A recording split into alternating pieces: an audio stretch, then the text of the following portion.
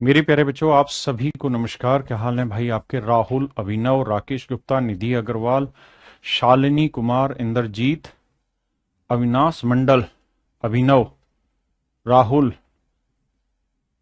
सौरभ चौधरी, मेरे नन्हे मुन्ने प्यारे बच्चों, आप सभी को नमस्कार। आइए आगे बढ़ते हैं। देखिए मेरे दोस्त, अब मेरे प्यारे बच्चों हम आगे बढ़ रहे हैं होलोस्फीयर पे। खोखला गोला, खोखला गोला कैसे होगा मेरे प्यारे बच्चों? इस शेप का होगा। देखिए सर्कल है, लेकिन 2D में सर्कल ही बन सकता है। ये बोर्ड तो 2D में ही चल रहा है ना?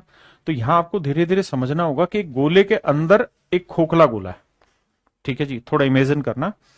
खोखला गोला है, अंदर वाला जो गोला है उसकी रेडियस स्मॉल आर है, बाहर वाले की रेडियस कैपिटल आर है। तो क्या क्या पूछ सकता है? सबसे पहले पूछ सकता है कि उसमें जो मेटल लगी उस मेटल का वॉल्यूम कैसे निकाले। तो उसका तरीका होगा, बाहर वाले का वॉल्यूम निकालो, उसमें से अंदर वाले का वॉल्यूम घटा दो, तो आंसर आएगा 4/3 pi r cube minus are Q.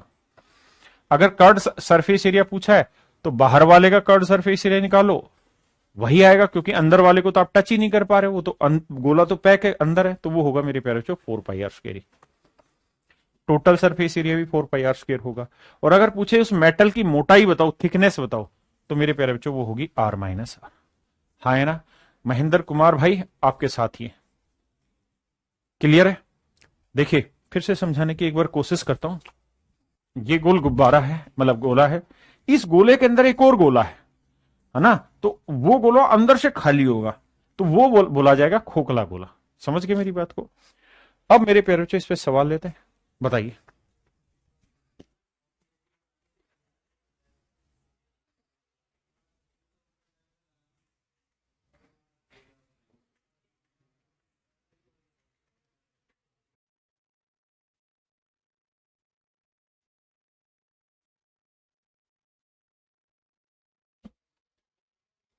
देखिए मेरे बाबू, सवाल में क्या कह रहा है?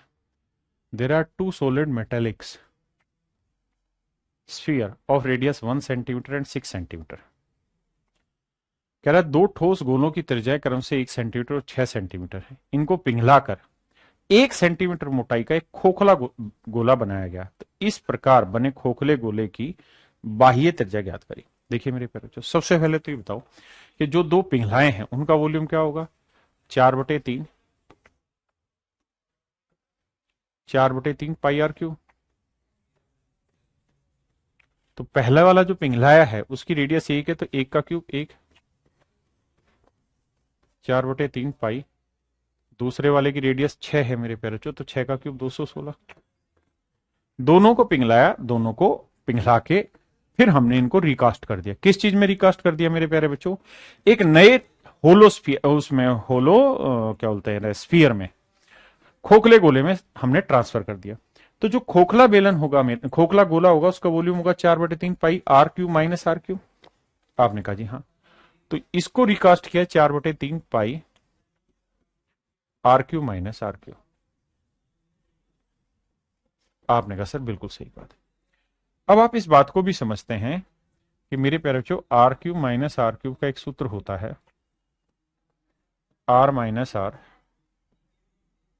Into R square plus R square plus R R. पीछे एक सवाल में डिस्कस भी हुआ है। तो यहां अपनी तरफ से 2 आर आर जोड़ दो और 2 आर आर घटा लो, तो ये बन जाएगा मेरे बच्चे फिर से वही फार्मूला। तो आर माइनस आर, ये बन जाएगा आर माइनस आर का होल स्क्वायर, तो 2 3 आर आर। आपने कहा मामला सेट है। अब ध्यान से देखना कि आर माइनस आर यानी मेटल की जो थिकनेस है वो कितनी है मेरे प्यारे बच्चों। तो कह रहा है कि जो पिघला के खोखला गोला बनाया उसकी मोटाई 1 सेंटीमीटर है। तो इसकी मोटाई 1 सेंटीमीटर है, तो ये वैल्यू 1 आ गई। 1 का वर्ग 1 जमा 3 आर इंटू आर। तो 1 से गुना करोगे कोई फर्क पड़ेगा ही नहीं, तो 1 + 3 आर इंटू आर आया। हाँ जी। तो मेरे प्यारे बच्चों इस वैल्यू को सबसे पहले तो ये काट देते हैं, 4/3 पाई, 4/3 पाई, 4/3 पाई, ये काट देते हैं। अब मेरे बाबू यहां क्या बचा? 1। यहां क्या बचा? 216। और R cube minus are cube को मैंने सोल्व किया तो आया 1+3 RR, 1+3 RR। हाँ जी, अब माफ करिएगा, एक इधर प्लस का एक कट जाएगा, तो 3 से भी काटो तो काट ही दो, 3×7=21, 3×2=6, यानी R×R जो आया मेरे प्यारे बच्चों वो आया 72। और सवाल में खुद ही कहा है कि भाई R-R की वैल्यू है 1। पहले इतनी बात करिए फिर आगे बढ़ेंगे।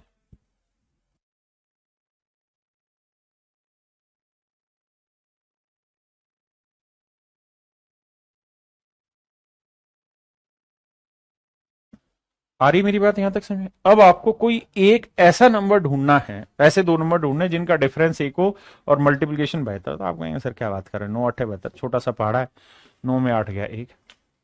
तो सर जो पहली आउटर रेडियस पूछ रहा है, बाहर की त्रिज्या पूछ रहा है, एक्सटर्नल रेडियस, तो सर एक्सटर्नल रेडियस जो आएगी मेरे प्यारे बच्चों वो हो जाएगी 9 सेंटीमीटर। तो ये मेरे नन्हे मुन्ने प्यारे बच्चों 9 सेंटीमीटर मेरा राइट आंसर। करिए जी।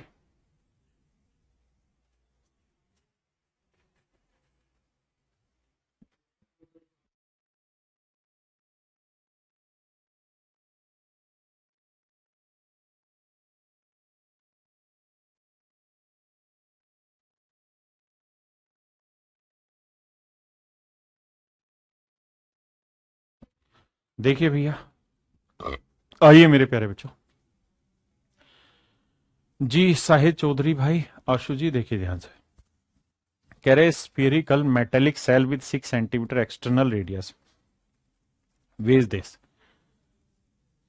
What is the thickness of the cell if the density of metal is this per cubic centimeter? मेरे प्यारे बच्चों ये बताओ, वॉल्यूम होना है 4/3 पाई 22/7। बिल्कुल सही है मेरे बच्चे, 4/3 पाई R³ माइनस R³।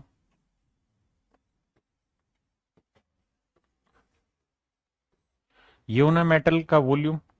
और कह रहा है कि 1 क्यूबिक सेंटीमीटर मेटल का जो वजन है, 1 क्यूबिक सेंटीमीटर मेटल का जो वजन है वो 10.5 ग्राम। तो इतने क्यूबिक सेंटीमीटर मेटल है तो 1 सेंटीमीटर मेटल का वजन है इतना। तो कह रहा है जी टोटल जो वेट आया वो 6688। बहुत सुंदर भाई, काटेंगे, देखो जी 22 से काटेंगे, 22×3=66, ना जाने की 0, 22×4=88, 4 से काटोगे 4×7=28, 4×6=24। बहुत सुंदर। अब मेरे बच्चे पॉइंट हटाते हैं, बटे 10 लाएंगे, 5 से काटेंगे, 5×2=10, 5×1=5=21 और 5×2=10, 7×21 से 21 कटा, बटे 2 आया। आर की वैल्यू मेरे प्यारे बच्चों दे रखी है 6 सेंटीमीटर, तो 6 का क्यूब 216 माइनस R³। ये 2 इधर जाएगा तो 2×6=12, 2×7=14 और 1×15। इधर उधर ले जाओगे तो R³ की जो वैल्यू आएगी घटाओगे तो 6 में 2 गया 4 और 11 में 5 गया 6। तो मेरे प्यारे बच्चों रेडियस निकल के आई 4, क्योंकि 4 का क्यूब 64 होता है। तो सवाल में कह रहा है सेल की मोटाई ज्ञात करें। तो मेरे प्यारे बच्चों ये बताओ कि एक्सटर्नल रेडियस कितनी है 6 और इंटरनल रेडियस कितनी है 4, तो मोटाई कितनी निकल के आएगी मेरे प्यारे बच्चों 2%। तो option A is your absolute correct answer.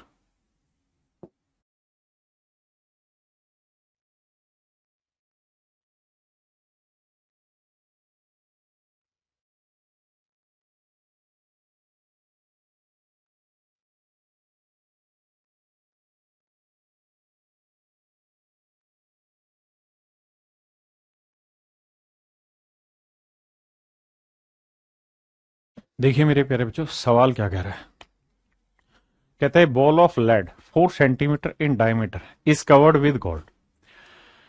कहता है एक गोला है और उस गोले को सोने की परत से हमने ढका हुआ है। If the volume of the gold and lead are equal, तो कह रहा है कि भाई लेड का भी जो वॉल्यूम होगा और जो गोल्ड का वॉल्यूम है दोनों का बराबर है, तो आपने बताना है गोल्ड की थिकनेस क्या है। √2 की वैल्यू दे रखी है, तो बताइए अप्रोक्सीमेट में।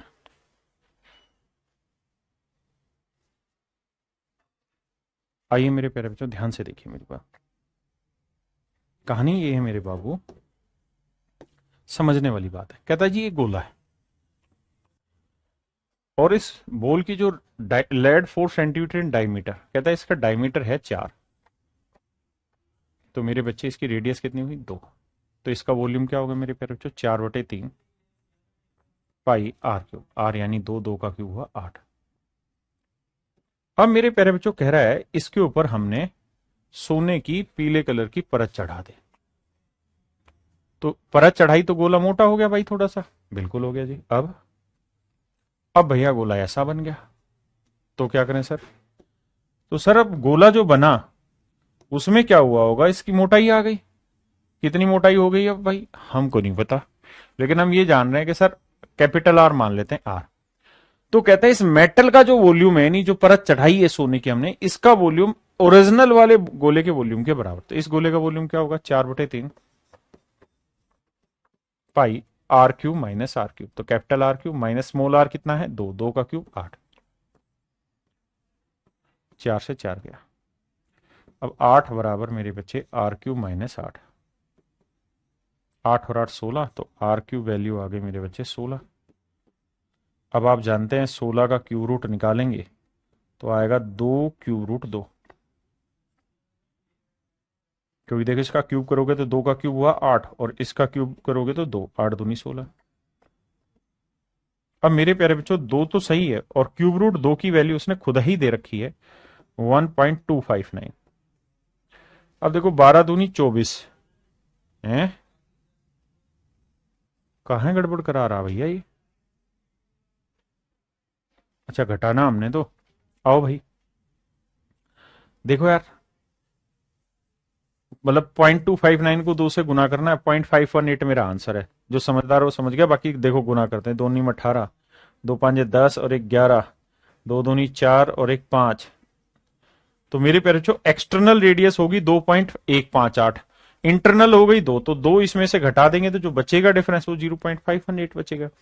वही मेरे प्यारे बच्चों सोने की मोटाई होगी जो हमें चाहिए, सोने की मोटाई होगी जो हमें चाहिए। क्लियर है मेरे प्यारे बच्चों? आइए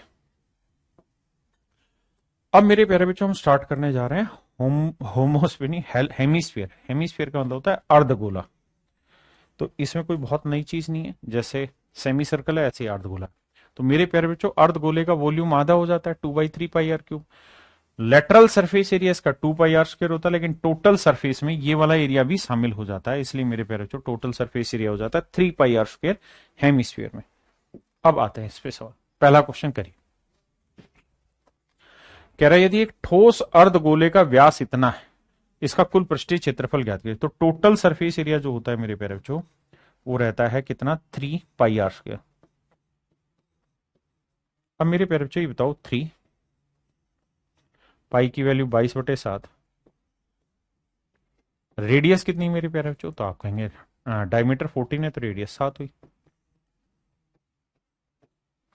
अब मेरे बच्चे 7 सोल्व कर देंगे, आंसर 3 दूनी 6, 6 7 42, 2 यूनिट डिजिट होना चाहिए। तो ये दोनों तो मेरे आंसर होंगे नहीं, पक्की बात है।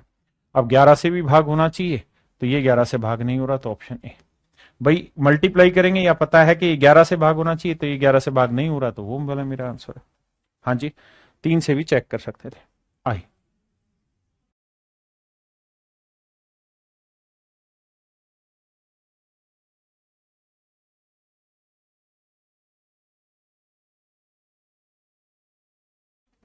कह रहे एक अर्धगोले का आयतन इतना क्यूबिक सेंटीमीटर है, तो इसकी त्रिज्या ज्ञात करिए। देखिए मेरे प्यारे बच्चों एक अर्धगोले का आयतन, तो वॉल्यूम होता है 2/3 पाई आर क्यूब,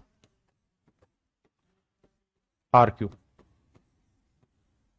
और ये मेरे बच्चे 24 दूनी 4850 और 1 51। भाई इसको सेट करके लिख दिया ना, ये हुआ 4850 और 1 51, 4851/2। कहता रेडियस बताओ। आओ मेरे बाबू सोल्व करते हैं। देखिए भैया 11 से जाएगा 5 4 9 8 1 9, ठीक है 11 से काटेंगे तो 11 एकम 11 दूनी 22, 11 चुक 44, 4 11 चुक 44, 11 एकम 11, बिल्कुल ठीक है। अब मेरे बच्चे 2 दूनी 4 दूनी 8 तो आया नीचे, और 8 को हम लिख सकते हैं 2 का क्यूब। 441 बेसिकली 21 का वर्ग होता है, और यहां मेरे प्यारे बच्चों 7 या 21, 21 इधर जाके गुना होगा तो ये हो जाएगा 21 का क्यूब। तो आर क्यूब आ गया इतना, तो मेरे प्यारे बच्चों आर की वैल्यू आ गई 21/2। तो आंसर आया मेरे प्यारे बच्चों 10.5 सेंटीमीटर। आंसर हो गया मेरे बच्चे 10.5 सेंटीमीटर।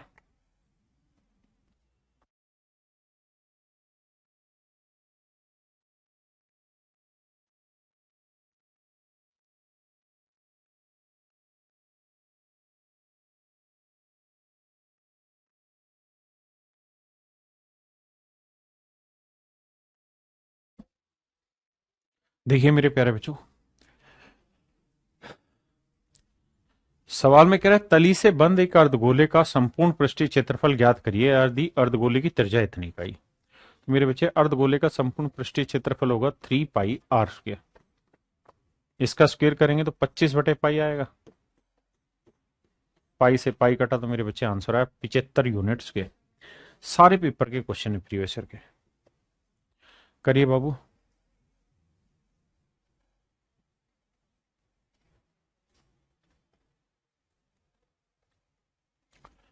देखिए दोस्त, सवाल में कह रहा है पानी से भरी अर्धगोलीय टंकी को 7.7 लीटर प्रति सेकंड की दर से किसी पाइप द्वारा खाली किया जाता है।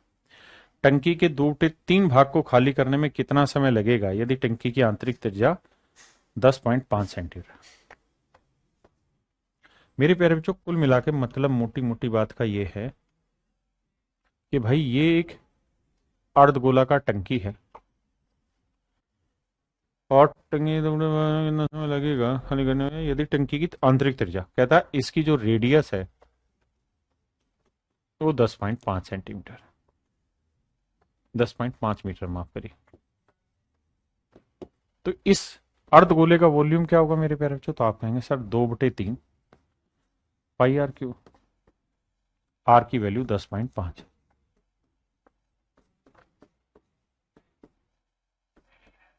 बिल्कुल ठीक है सर।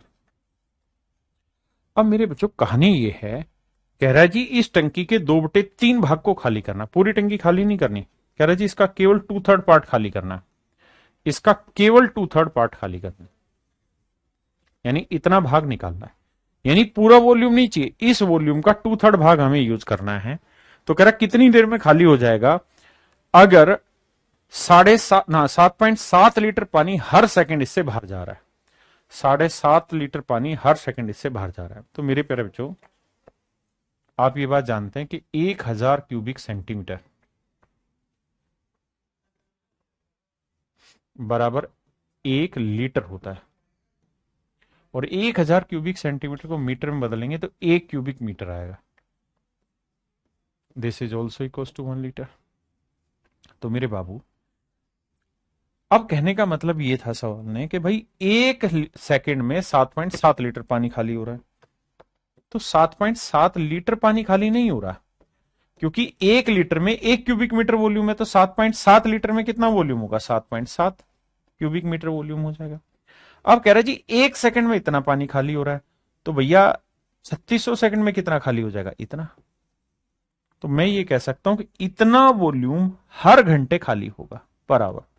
भाई 1 सेकंड में इतना, तो 3600 सेकंड में इतना। आप कहें कि आपने घंटे में क्यों लिया?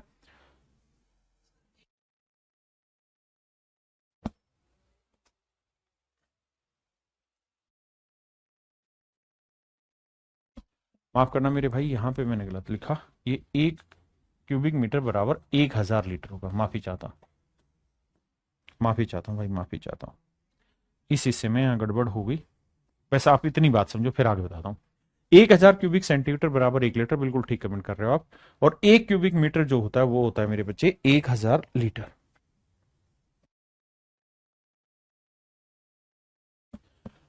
तो अब ये देखो कि यार जो 2/3 वॉल्यूम है वो है कितना? इतना। तो इतने क्यूबिक मीटर, इतने क्यूबिक मीटर है।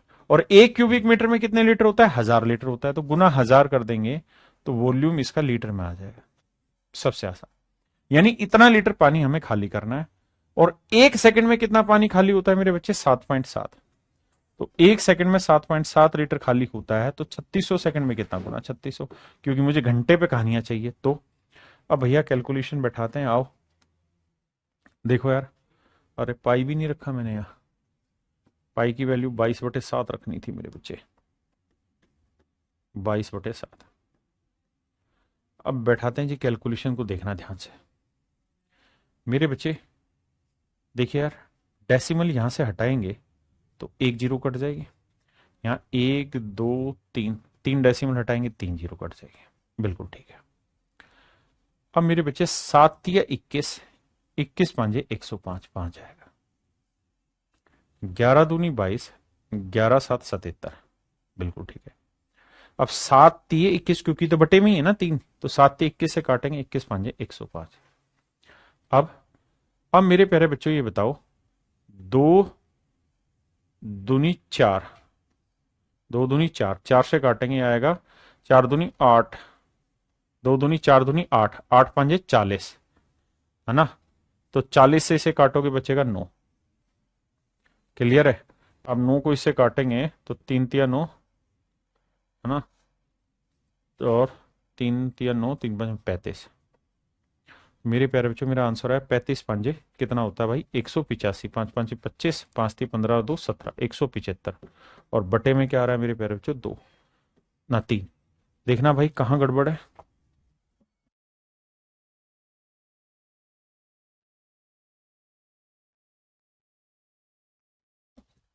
मेरे प्यारे बच्चों ये एब्सोल्युटली करेक्ट है, ऑप्शन में ही मिस्टेक छोड़ी हुई है हमारे खिलाड़ियों ने।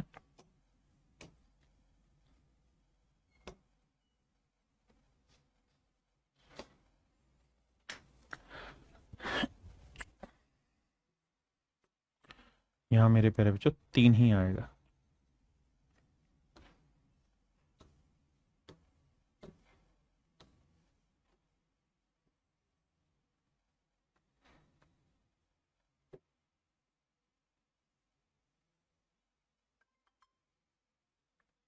तो मेरे प्यारे बच्चों ऑप्शन डी आपका करेक्ट है, ऑप्शन में मिस्टेक है, बाकी सब ठीक है। अब आते हैं मेरे बच्चे होलो हेमिस्फीयर, यानी अर्धगोले में भी खोखला अर्धगोला अगर आपसे डिस्कशन हो तो मेरे बच्चे खोखले अर्धगोले में क्या होगा कि इस मेटल का अगर वॉल्यूम निकालना है तो बाहर वाले के वॉल्यूम में से अंदर वाले का वॉल्यूम घटा देंगे, तो 2/3 पाई r³ माइनस r³ हो जाएगा। अगर हमें मेरे बच्चे इसका लेटरल सरफेस एरिया चाहिए तो लेटरल सरफेस एरिया अब चूंकि खोखला हो चुका है अंदर से, तो अंदर वाले का सरफेस एरिया आ जाएगा 2πr², और बाहर वाले का हो जाएगा 2πr²। तो हमें लेटरल सरफेस एरिया चाहिएगा, तो मेरे प्यारे बच्चों यहां प्लस का निशान आएगा, माइनस का नहीं, क्योंकि दोनों सरफेस एरिया जुड़ जाएगा, बाहर वाले का सरफेस एरिया और अंदर वाले का। और अगर हमें टोटल सरफेस एरिया चाहिए तो मेरे प्यारे बच्चों फिर क्या कहानी होगी, ध्यान देना, यहां तक की बात आई समझ में। और टोटल सरफेस में मेरे बाबू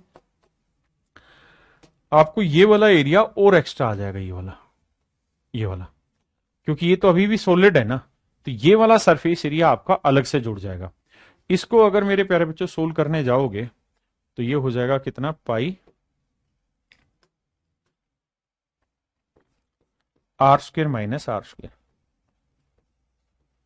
ये वाला सरफेस एरिया इसमें मेरे प्यारे बच्चों एक बार हमें और जोड़ना होगा। अब बाबू देखना ध्यान से, ये वाला था मेरे बच्चे 2πr² प्लस 2πr²। आपने कहा जी बिल्कुल ठीक है, अंदर वाले का और बाहर वाले का ये था लेटरल सरफेस एरिया, इसके अंदर ये वाला एरिया और जोड़ देना है। इसको जब सोल्व करोगे तो बन जाएगा πr² माइनस πr²। तो ये तो बन जाएगा मेरे बच्चे 3, तो ये बन जाएगा 3πr², और इसमें से ये घट के आ जाएगा πr²। तो मेरे प्यारे बच्चों ये होगा इसका टोटल सरफेस एरिया, ये लेटरल सरफेस एरिया, ये वॉल्यूम, और थिकनेस वही r माइनस r होगी। आइए पहला सवाल पढ़िए मेरे बच्चे।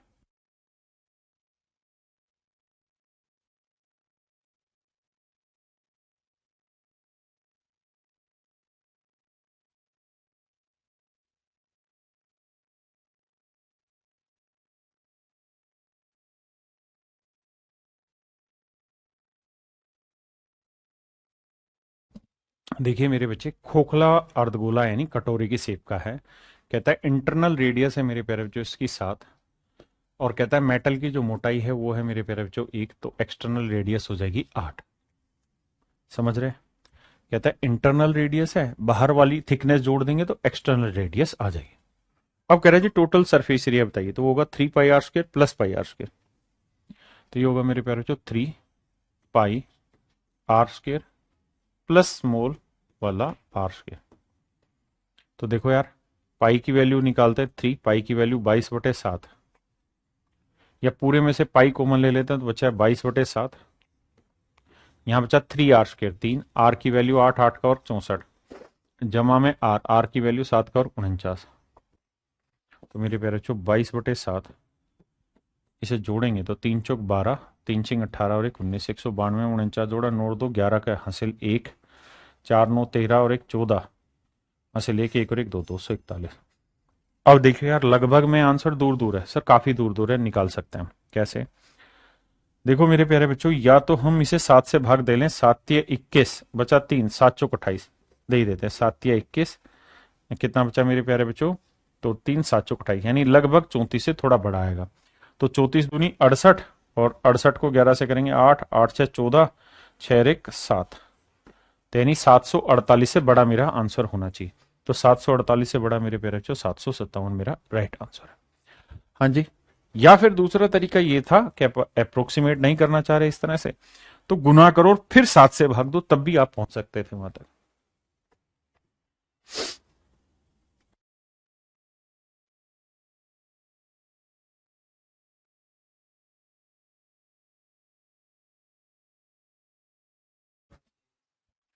देखिए मेरे प्यारे बच्चों,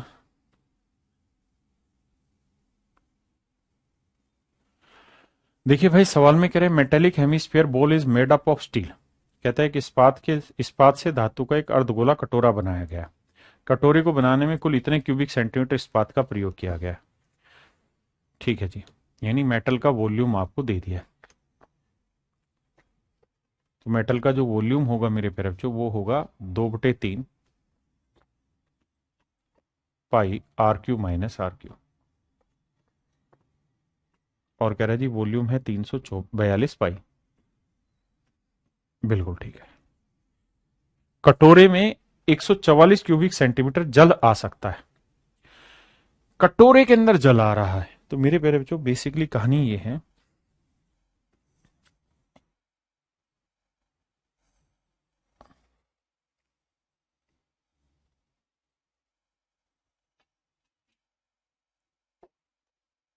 ये होगा मेरे प्यारे बच्चों कटोरा।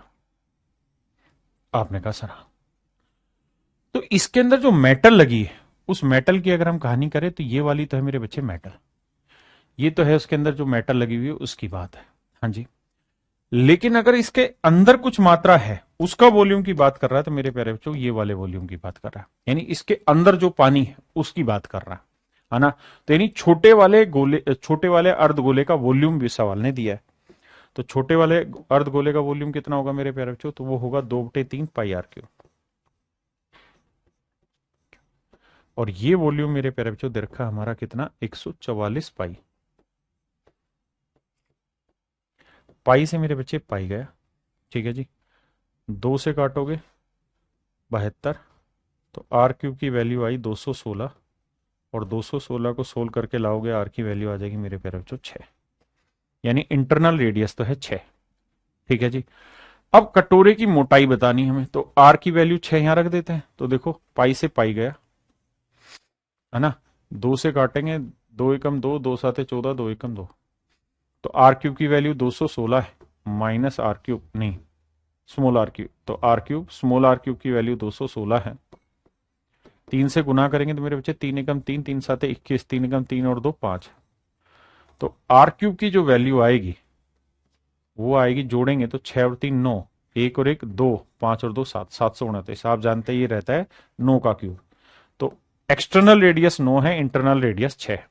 तो कह रहा है कटोरे की मोटाई बताओ, तो 9 में से मेरे प्यारे बच्चों 6 घटाएंगे, मोटाई तो आएगी 3। तो 2 ऑप्शन है, ये वाला हटा, ये वाला हटा, ये आई है। अब कह रहा है कि बाहरी सतह का वक्र पृष्ठ क्षेत्रफल क्या होगा। कहता है जी बाहरी सतह का वक्र पृष्ठ क्षेत्रफल हमको मेरे प्यारे बच्चों निकालना है।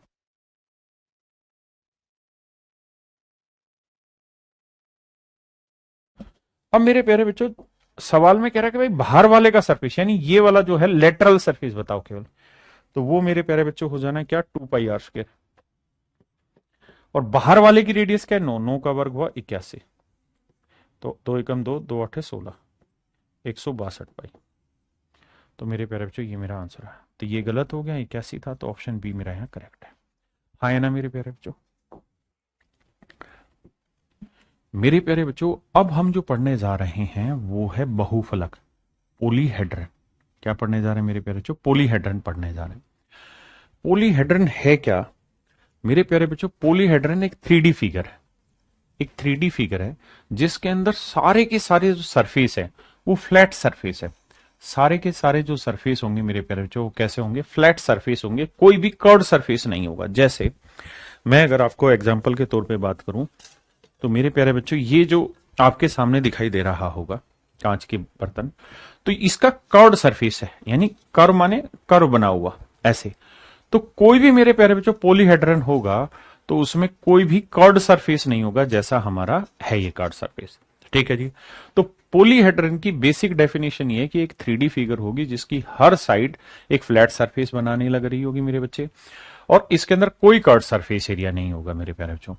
पोली का मतलब होता है मैनी और हेड्रन का मतलब होता है फेस। तो बहुत सारे फेसेस से मिलकर बनी हुई फिगर को हम पॉलीहेड्रन कहते हैं। ध्यान दीजिएगा दोबारा, पॉलीहेड्रन का मतलब 3D फिगर है, लेकिन कोई भी ऐसी फिगर नहीं जिसमें कर हो, कर माने झुकाव, इस तरह से घुमाव हो, इसे हम पॉलीहेड्रन नहीं कहेंगे। अब मेरे प्यारे बच्चों बहुत सारे एग्जाम्पल है, प्रिज्म है, पिरामिड, उन्हीं सारी चीजों पे हम चर्चा करेंगे। सबसे पहले तो हमें इस बात को समझना है कि सर पॉलीहेड्रन है क्या। तो पॉलीहेड्रन एक 3D फिगर है जिसमें सारे फेस जो होते हैं वो फ्लैट सरफेस होता है। जैसे यहां देखिए ये क्यूब टाइप का बना है या क्यूबॉइड टाइप का, सारे फ्लैट सरफेस है। ये देखेंगे मेरे प्यारे बच्चों तो ये प्रिज्म बना हुआ है ना, पिरामिड बना हुआ है, नीचे ट्रायंगुलर शेप में, ऊपर चला गया, इसके भी फ्लैट सरफेस है। क्या इसके फ्लैट सरफेस है, नहीं। तो मेरे प्यारे बच्चों ये हमारा पॉलीहेड्रन नहीं होगा। इसके हाँ सर ये हेक्सागन बेस पे है तो ये भी पॉलीहेड्रन होगा। मेरे बच्चे स्फीयर है, ये होगा नहीं क्योंकि सर इसका कर्विकल होगा। ऐसे ही मेरे प्यारे बच्चों ये ट्रायंगुलर बेस पे पॉलीहेड्रन बना हुआ, ये होगा नहीं होगा सर। ऐसे ही ये पेंटागन बेस पे बना हुआ। अब आपको धीरे धीरे करके 2-3 फिगर को और अच्छे से समझना होगा। हिंदी में लिखिए सर जी, सर्वेश प्रजापति भाई, पॉलीहेड्रन को हिंदी में क्या कहेंगे, बहु भुजिया ही होगा कुछ, है पता नहीं, जो भी होगा देखता हूं क्या नाम होगा, क्लास के बाद निकालता हूं सर्च करके। अब कुछ ये फिगर है जिनको आपको समझना होगा। ये फिगर तो आप यूज टू हैं, ये भी यूज टू हैं, ये भी यूज टू हैं। इन 2 फिगर जैसी फिगर्स को समझना होगा मेरे प्यारे बच्चों। देखिए यार, कहानी कुल मिला के ये है बाबू कि जो ये वाली फिगरें हैं,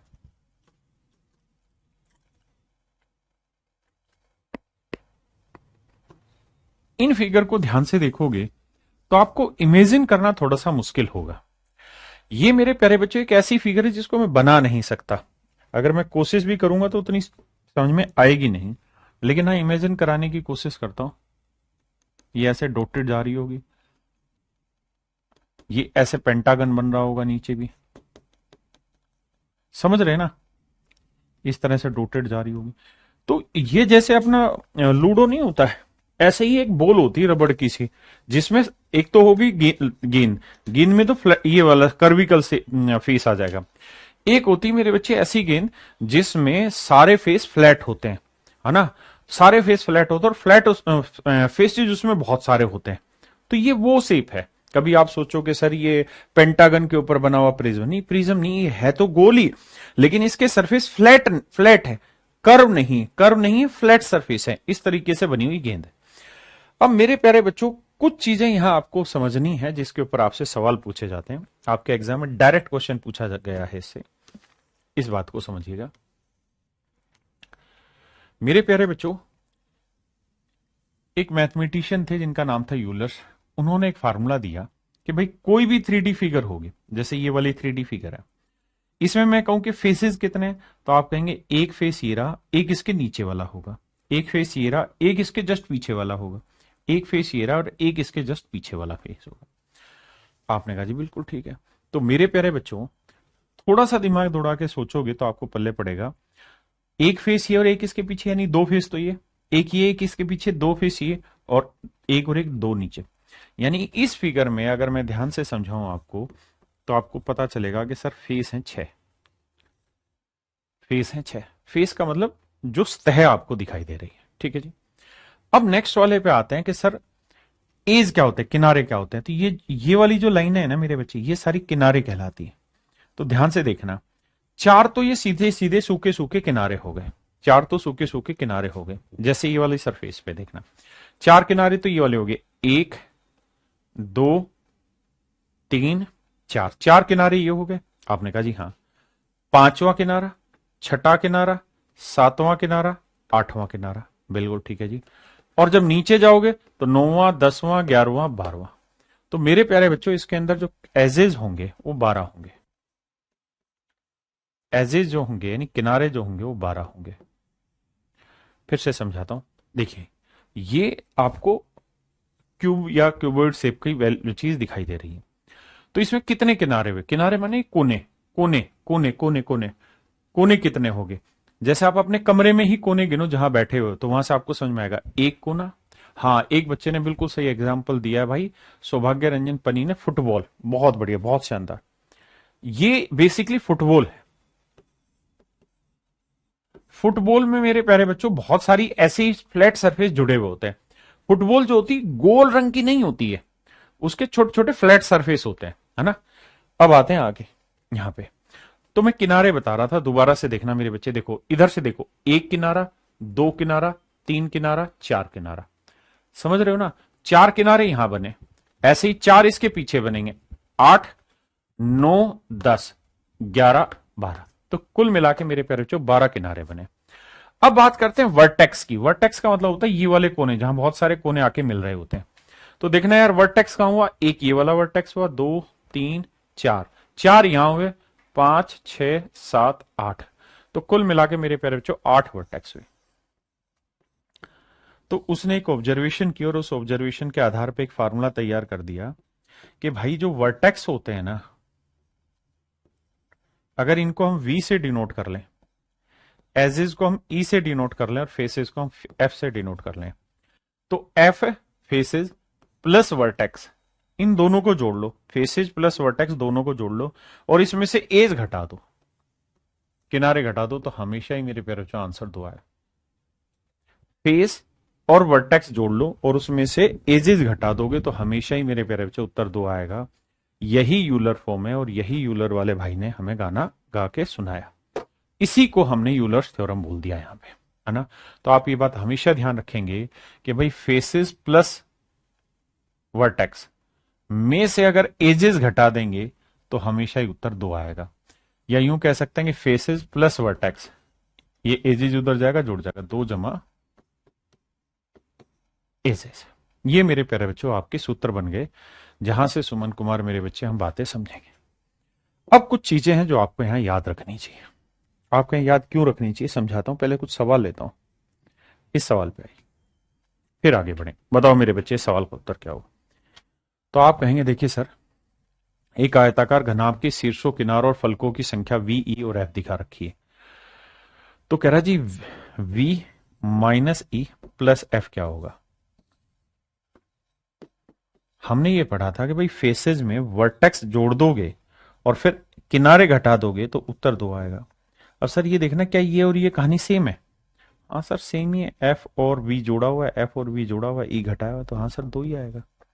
ये मेरे प्यारे बच्चों आपके एक्चुअल पेपर का क्वेश्चन है। एक्चुअल पेपर का क्वेश्चन है। जितने भी सवाल है उनमें जो मैं फिगर बना के दे रहा हूं, ये पेपर में नहीं दे रखी होती है, ठीक है जी। ये सिर्फ अभी रियलाइज कराने के लिए दे रखी, महसूस कर पाए आप फिगर को। आइए नेक्स्ट क्वेश्चन में। कहते हैं कि लंब प्रिज्म का आधार त्रिभुजाकार है। ध्यान देना, फिगर नहीं दे रखी होगी। लंब प्रिज्म का आधार त्रिभुजाकार है। कहता है V प्रिज्म के शीर्षों की संख्या है, यानी V जो है वो वर्टेक्स की वैल्यू है, E जो है वो किनारे हैं, एजेस है, और F जो है मेरे प्यारे बच्चों फेसेज है। तो कहता है V plus E minus F/2। अभी फिगर दे नहीं रखी होगी, इमेजिन करनी है कि सर फेसेस कितने बने। तो 1 2 3, 3 फेस तो ये वाले बने, चौथा और पांचवा, तो फेस बन गए मेरे प्यारे बच्चों 5। बहुत बढ़िया। अगर मेरे प्यारे बच्चों किनारों की बात करूं या वर्टेक्स की बात करूं तो 1 2 3 4 5 6, 6 बने वर्टेक्स। और अगर किनारों की बात करें मेरे बच्चे, तो 1 किनारा, 2 किनारा, 3 किनारा, 4 5 6 7 8 9, 9 हो गए किनारे। अब हमने ये नियम पढ़ा भी है, इसकी जरूरत नहीं निकालने की, मैं तो सिर्फ समझा रहा हूं कि वर्टेक्स जो होते हैं उसमें अगर हम फेसेस जोड़ के और एजेस घटा दें तो मेरे प्यारे बच्चों मेरा उत्तर आता है निकल के। तो आपने कहा सर बिल्कुल सही बात है, हमें यहां तक कोई दिक्कत नहीं। अब हमारे साथ कहानी ये है कि ये वैल्यू अलग अलग दे दिया। क्या दिया? कहता वर्टेक्स ले लो, वर्टेक्स कितने जी 6, प्लस एजेस ले लो, एजेस कितने जी 9, और माइनस एफ कर दो यानी फेस, और 2 से भाग दे दो। तो मेरे बच्चे 9 और 6 15, 15 में 5 गया 10, 10 का आधा आया 5। तो उत्तर आया मेरे प्यारे बच्चों 5। मैं फिर आपको अपनी बात क्लियर कर दूं समझाते वक्त कि पेपर में फिगर नहीं दे रखी होगी इस तरीके यूलर्स फॉर्म में, आपको खुद सोचनी होगी, बनानी होगी। मेरा काम समझाना इसलिए मैंने बनाई है। कहता है एक ठोस है, उसके 12 कोने हैं और 30 किनारे हैं, तो कहते हैं फेस कितने होंगे? कह रहा है भैया 12 कोने हैं, यानी वर्टेक्स जो है 12 है और एजेस जो है मेरे प्यारे जो 30 है।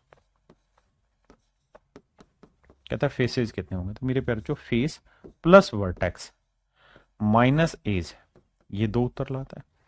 तो फेस कितने हैं निकालने, वर्टेक्स कितने हैं जी 12 माइनस 30 जमा 2, तो 30 उधर जाएगा प्लस का 32, 32 में से 12 गया तो मेरे प्यारे जो फेस आएंगे 20। इसका मतलब ऑप्शन डी मेरे नन्हे मुन्ने प्यारे बच्चों आपका एब्सोल्युटली करेक्ट। ऑप्शन डी मेरे प्यारे बच्चों मेरा करेक्ट होगा। हाँ जी, आइए जी, ध्यान देना फिगर नहीं दे रखी होगी कहीं पे भी। कह रहा है एक अष्टफलक के 6 शिरोबिंदु है, सवाल सिर्फ इतना दे देगा, कहेगा कि भाई एक ऑक्टाहेड्रन है जिसके 6 क्या है वर्टेक्स है, तो वर्टेक्स तो 6 दे दिए। अब उसके एजेस कितने ये आपको नहीं पता, उसके फेसेस कितने ये आपको नहीं पता।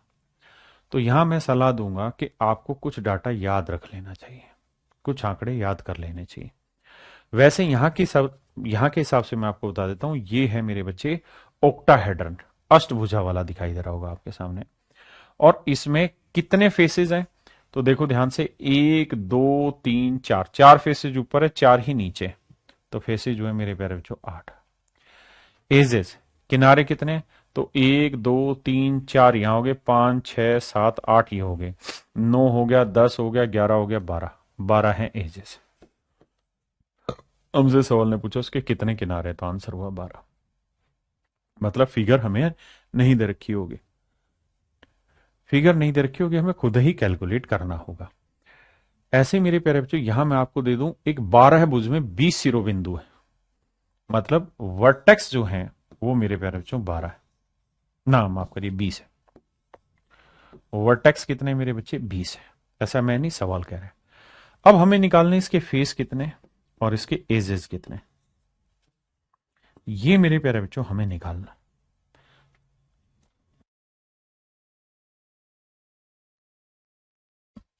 अब मेरे प्यारे बच्चों आप कैसे कैलकुलेट करेंगे भाई कितने फेस होंगे, कैसे याद रखेंगे? तो बड़ी मुश्किल समस्या आ जाएगी। फुटबॉल, ये फुटबॉल दिखाई दे रही है, तो मैंने एक लिस्ट यहां पे दी और मैंने ये कहा कि यार ये चीजें याद कर लो, इससे बाहर पेपर में सवाल नहीं आएगा। क्या बोला मैंने? मैंने ये कहा मेरे बच्चे, अगर टेट्राहेड्रन है, टेट्राहेड्रन, टेट्राहेड्रन को हिंदी में समचतुष्फलक कहते हैं, जिसकी पीडीएफ आएगी उसके अंदर इनकी हिंदी में डलवा दूंगा अभी। समचतुष्फलक, हिंदी में समचतुष्फलक लिखेंगे इसे। इनको भाई पता नहीं, बाकी नाम समझा देता हूं। टेट्राहेड्रन अभी लास्ट में मैं एक टॉपिक भी कराऊंगा अभी। तो टेट्राहेड्रन में मेरे बच्चे 4 फेसेज होते हैं, 6 एजेज होते हैं और 4 वर्टेक्स होते हैं। हेक्साहेड्रन, हेक्साहेड्रन में 6 फेसेज होते हैं, 12 एजेज होते हैं और 8 वर्टेक्स होते हैं। ऑक्टाहेड्रन में 8 फेस होते हैं, 12 एज होते हैं और 6 वर्टेक्स होते हैं। और इसकी जिसका भी सवाल है, डोडाहेड्रन की अगर मेरे प्यारे बच्चे बात करें तो 12 तो फेस हुए, 12 हुए फेस, वो एजेस हुए 30 और वर्टेक्स हुए 20, बिल्कुल ठीक है। और आइसोहेड्रन में मेरे प्यारे बच्चों 20 फेस हुए, 30 एजेस हुए, 12 आपके वर्टेक्स हुए। हाँ है ना? फिर से अपनी बात समझाता हूं। देखो, ओक्टा माने 8, तो यानी 8 फेस है। डोडा माने मेरे बच्चे 12, 12 फेस हैं। आइसो माने 20 हुए और हेक्सा माने 6, जो क्यूब होता है उसी को हम हेक्साहेड्रन भी कहते हैं। तो 6 फेसेज हुए, हाँ है ना। टेट्राहेड्रन में मेरे बच्चे सम चतुष्फलक, हिंदी में ध्यान दोगे तो समान चतुष माने 4 फलक, 4 फेसेज वाले। अब हमें जो सवाल है, देखिए डाटा याद रख पाए बहुत बढ़िया, नहीं तो बाबू फिर आ जाओ। अब मेरे बच्चे इस सवाल में कह रहा है कि डोडाहेड्रन, तो डोडाहेड्रन में फेसेज कितने होंगे? 12। वर्टेक्स दे रखे हैं, एजेस निकालने हैं। तो आप कहेंगे sir vertex plus face minus edge equals to 2। तो भैया वर्टेक्स कितने हैं? 20। फेस कितने हैं जी? 12। तो भैया ई का जो वैल्यू होगा, ये 2 इधर आएगा माइनस का, 20 और 10 30। तो मेरे प्यारे बच्चों एजेस जो आएंगे आपके निकल के कितने आएंगे? 30।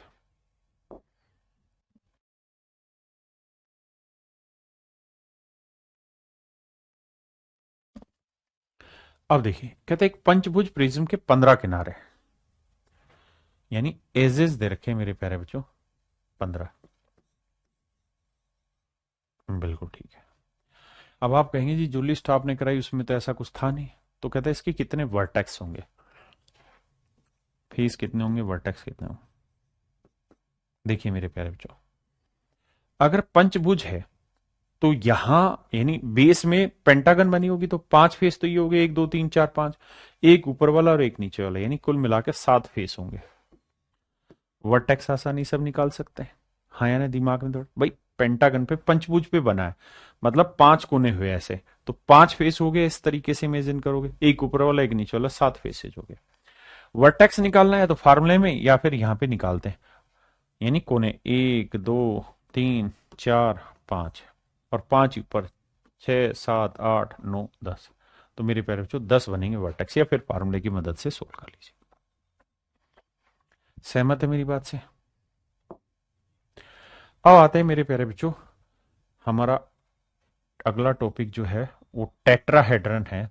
हिंदी में बोलते हैं सम चतुष्फलक, यानी समान 4 फलक। हिंदी में बोलते हैं समान 4 फलक, समान 4 फलक, 4 इक्वल फेसेज मेरे प्यारे बच्चों, 4 समान फलक, ये कहलाता है समान सम चतुष्फलक। अब होती क्या है कहानी, देखें ये केवल एक ही बेस पे बनता है और वो है इक्विलेटरल ट्रायंगल बेस। मैं बनाता हूं फिर आपको समझ में आएगा।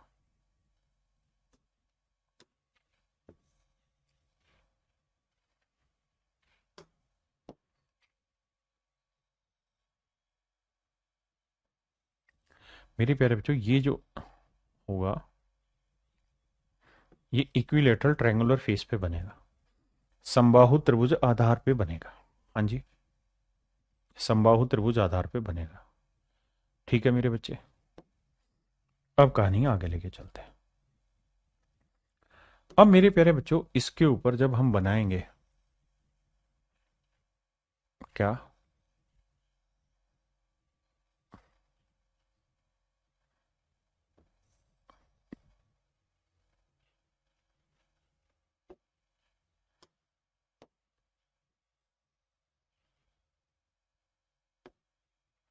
ये बना मेरे प्यारे बच्चों इसके ऊपर एक पिरामिड। क्या बन गया मेरे बाबू? पिरामिड बन गया। आपने कहा जी बिल्कुल ठीक है, ये एक पिरामिड बन गया, हमें कोई आपत्ति नहीं है।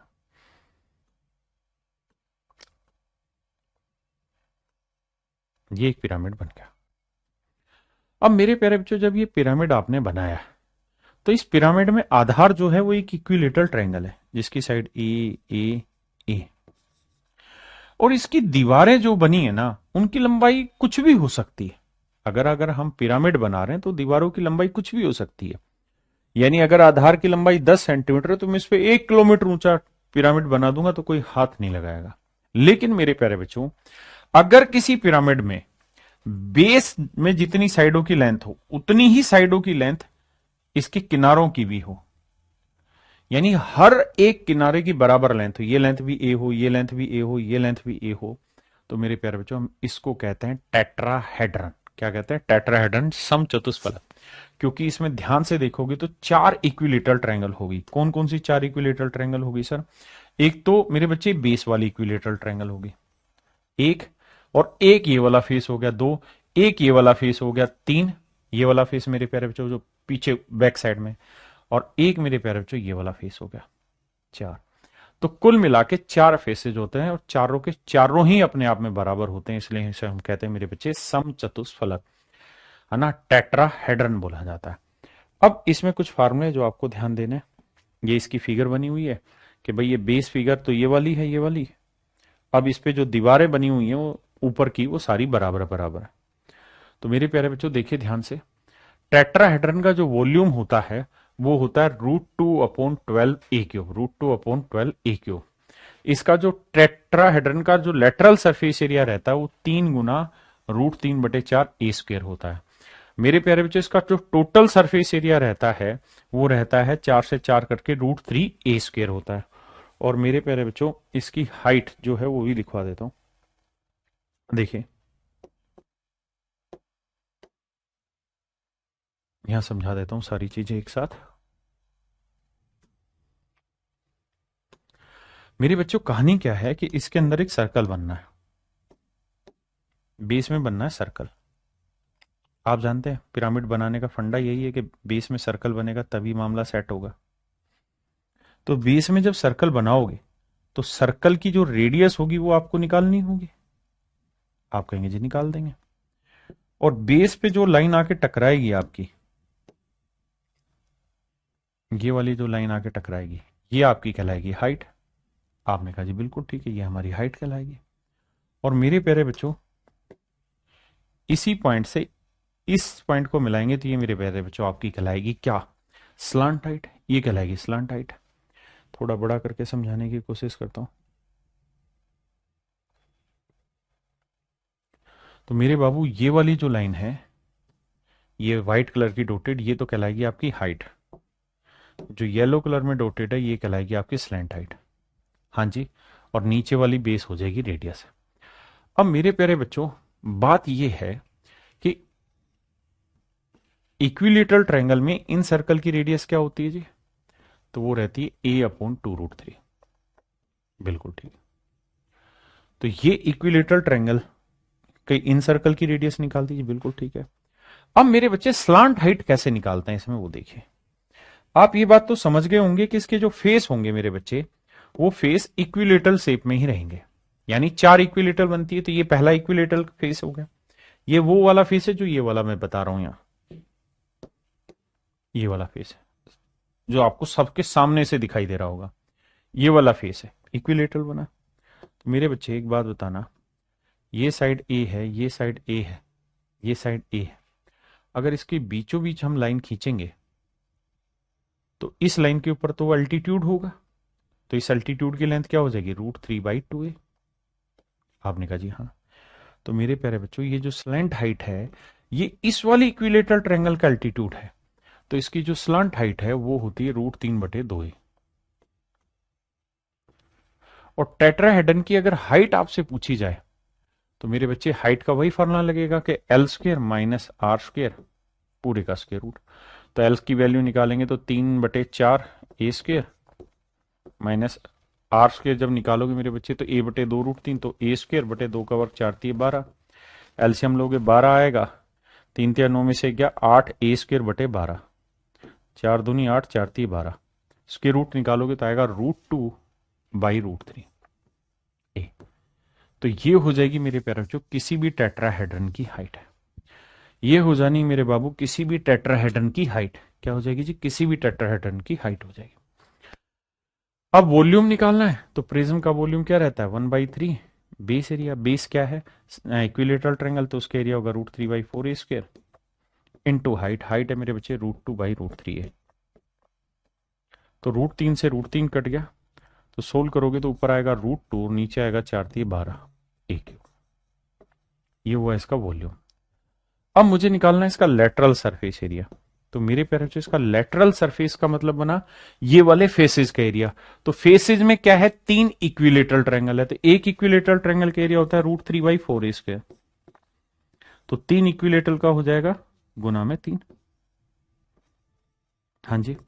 अब आते हैं मेरे प्यारे बच्चों टोटल सरफेस एरिया। तो टोटल सरफेस में ऊपर के तीनों फेसेस इक्विलेटरल है और नीचे भी इक्विलेटरल, तो 4 इक्विलेटरल ट्रायंगल बन जाएगी। तो 4 और हर इक्विलेटरल ट्रायंगल का एरिया √3/4a²। 4 से 4 काटेंगे तो आंसर आएगा √3a²। क्या आप मेरी पॉइंट से सहमत है बात से? आपने कहा जी बिल्कुल ठीक है। अब मेरे बच्चे, ये हैं आपके टेट्राहेड्रन के टोटल फार्मूले जो मैंने यहां लिखवा रखे हैं, अब आप समझ गए होंगे। अब आइए मेरे बच्चे, पहला सवाल आपके नजर पेश किया, बताइए। कहता है किसी समचतुष्फलक की प्रत्येक भुजा 12 सेंटीमीटर है, यानी ए की वैल्यू 12 है। तो सवाल में कह रहा है इसका वॉल्यूम बताइए। तो मेरे प्यारे बच्चों, इसका वॉल्यूम होगा √2/√3,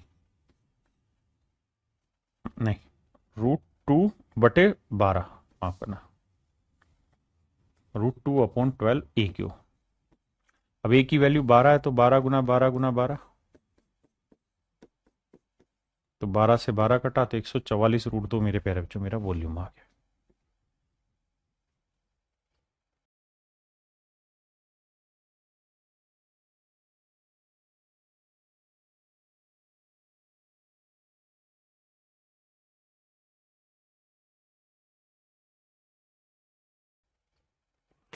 कहता है जी समचतुष्फलक का आयतन इतना है, तो वॉल्यूम होता है मेरे प्यारे बच्चों क्या, √2/12 a³।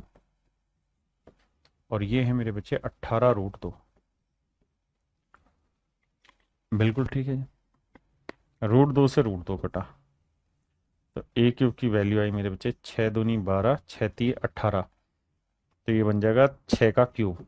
18 गुना 12 करोगे 216, 6 का क्यूब, तो a की वैल्यू आ गई 6। अब कह रहा है जी इसका कुल पृष्ठ क्षेत्रफल ज्ञात करिए, टोटल सरफेस एरिया। तो टोटल सरफेस एरिया मेरे प्यारे बच्चों जो होगा वो होगा √3a² सर। तो a की वैल्यू 6, 6 का वर्ग 36√3 मेरे प्यारे बच्चों इसका टोटल सरफेस एरिया आएगा।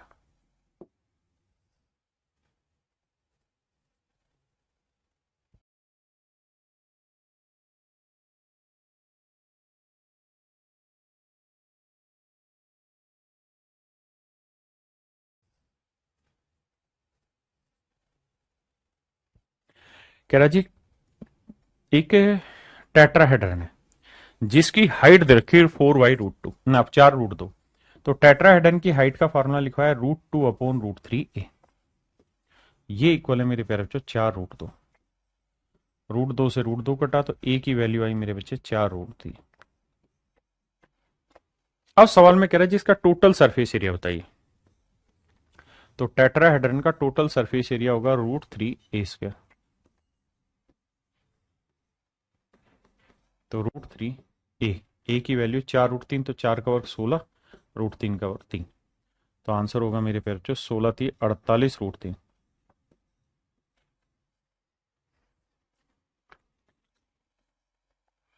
आंसर होगा मेरे प्यारे बच्चों 48√3।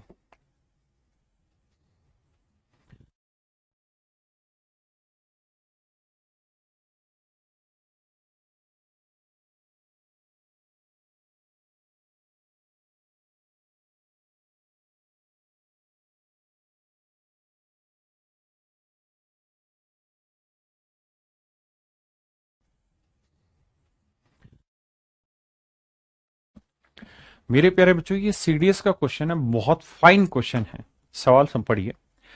कहता है 8 सेंटीमीटर की 4 गोले हैं, 4 गेंदे हैं, सभी की रेडियस सेम है। 3 गेंदों को एक साथ एक समतल पर इस प्रकार रखा गया कि प्रत्येक गेंद अन्य 2 गेंदों को टच कर रही है। मैं फिगर बना के समझाने की कोशिश करूंगा। एक गेंद मेरे बच्चे ये, दूसरी गेंद ये, और तीसरी गेंद मेरे प्यारे बच्चों ये। अभी ध्यान देना, गोले। आपने कहा जी बिल्कुल ठीक। तो जब आप इनके सेंटर्स को मिलाएंगे मेरे बाबू, इसके सेंटर से इसके सेंटर को, इसके सेंटर को, इसके सेंटर को, तो ये बेस बन गया। आपको थोड़ा सा इमेजिन करना पड़ेगा और कुछ नहीं है। अब मेरे प्यारे बच्चों कह रहा है जी चौथी जो गेंद है वो इसके ऊपर रखी जा रही है। सेमी रेडियस की जो चौथी गेंद है वो इसके ऊपर रखी गई है ऐसे। अब ये सर्कल दिख रहा होगा आपको, लेकिन वो है गेंद। समझ रहे हैं ना मेरी बात? तो चौथी गेंद रखी गई, अपने पास गेंद होगी ये रही। मेरे प्यारे बच्चों ऐसी मेरे पास 3 गेंद है, ठीक है। तीनों गेंदों को मैंने एक एक करके नीचे रख, भाग क्यों रहा भाई, 3 गेंद है, तीनों गेंदों को एक के ऊपर एक मतलब एक एक तीन गेंद सेट कर ली और चौथी उनके ऊपर सेट कर दी।